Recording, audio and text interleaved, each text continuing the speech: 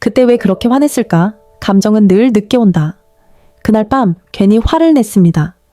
남편이 무심코 던진 말 한마디에 쌓아두었던 게 터지듯 쏟아져 나왔죠. 왜 이렇게 무심해? 라며 목소리를 높였고 그 순간엔 그게 당연하다고 느꼈어요. 하지만 아이러니하게도 진짜 감정은 그 일이 끝나고 나서야 찾아왔어요. 혼자 있는 밤 조용한 부엌에 앉아 내가 왜 그렇게까지 화냈지? 하고 묻는 순간 슬픔, 서운함, 무력감 같은 감정이 뒤늦게 몰려왔습니다. 중년이 되며 이런 순간들이 낯설지 않아요. 화를 내고 나서야, 아니 시간이 지나고 나서야 내 감정이 뭔지 알게 되죠. 장자는 마음은 물처럼 흐른다 했어요. 그는 감정을 억지로 잡으면 흐르지 않고 흘러가게 두면 본 모습이 드러난다고 봤죠. 그날 밤 부엌에서 찻잔을 들고 있으니 화가 아니라 서운함이 진짜였다는 걸 알았어요. 세네카는 분노는 순간의 광기라 했지만 그 뒤에 오는 감정이 더 깊다는 것도 알게 됐어요. 중년에 접어들며 감정이 멀리 돌아대게로 온다는 걸 깨달았어요. 얼마 전 한가한 주말 오후에 오래된 편지함을 정리하다 비슷한 순간을 떠올렸어요. 그때도 화냈던 기억이 있었지만 사실은 외로움이었죠. 이 영상은 그 경험에서 시작됐어요. 감정의 늦은 도착을 이해하고 그걸 맞이하는 법에 대해 이야기해보려 합니다. 당신도 화내고 나서야 진짜 감정을 마주한 적 있지 않으신가요? 우리는 종종 그 순간에 몰랐던 감정을 시간이 한참 지나고 나서야 마주하게 됩니다.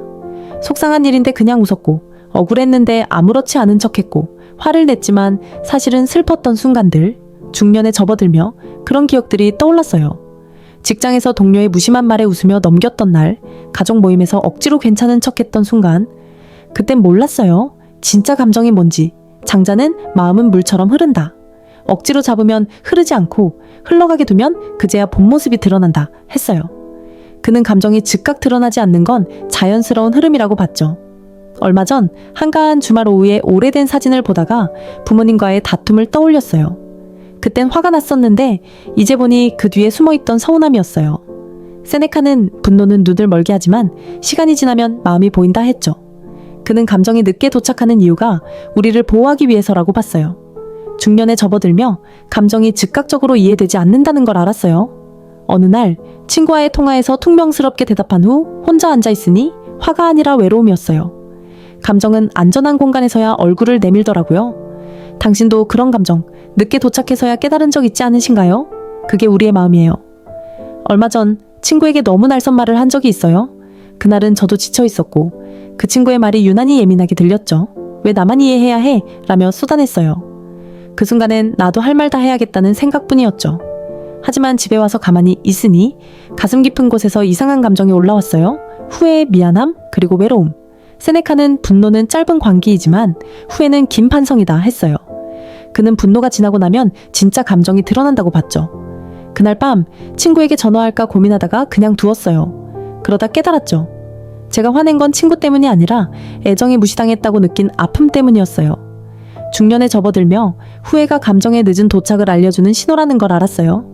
며칠 후 친구와 다시 만났을 때 사과했어요. 그날 좀 힘들어서 그랬어 라고 했지만 사실은 그 뒤에 온 후회와 외로움이 더 컸어요. 중년에 접어들며 그런 순간들이 많아졌어요. 그날 동료와 다툰 날도 그랬죠. 그땐 화가 났지만 나중에 보니 인정받고 싶었던 마음이었어요.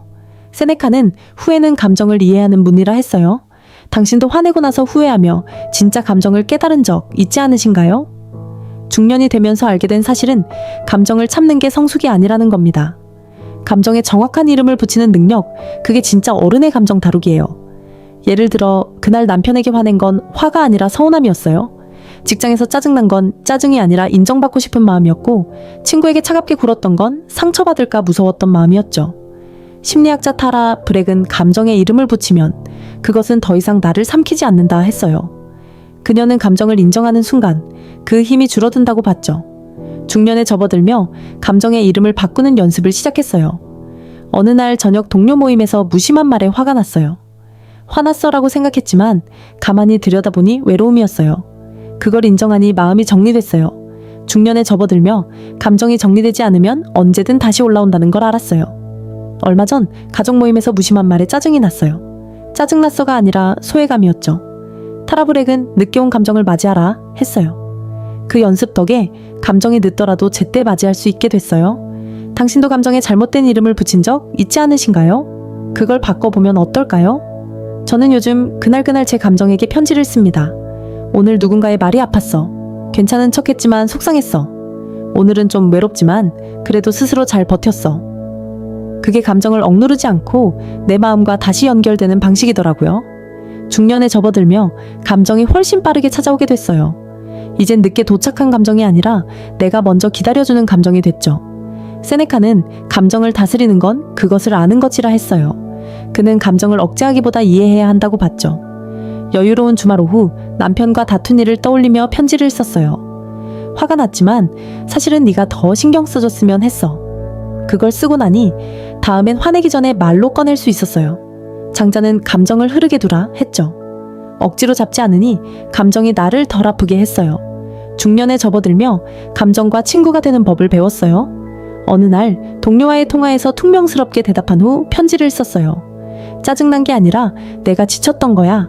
그걸 인정하니 마음이 가벼워졌어요. 당신도 감정과 다시 친구가 되고 싶지 않으신가요? 그 작은 연습이 삶을 바꿀지도 모릅니다.